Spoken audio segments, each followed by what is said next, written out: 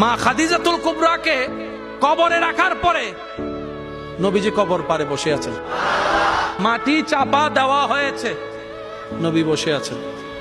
সাহাবায়ে কেরাম বলে, ইয়া রাসূলুল্লাহ, অনেকক্ষণ হয়েছে, এবার আসেন ঘরে।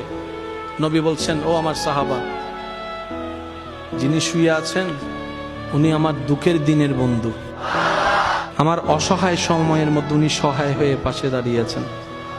সবাই যখন আমার উপর আঘাত করছে, এই আঘাতের রক্তটা উনি মুছিয়ে দিয়েছেন। উনি আমার জন্য একটা শক্তি হয়ে দাঁড়িয়েছেন। আমার খাদিজা, আমার স্ত্রী, তোমাদের উম্মাহাতুল মুমিনিন।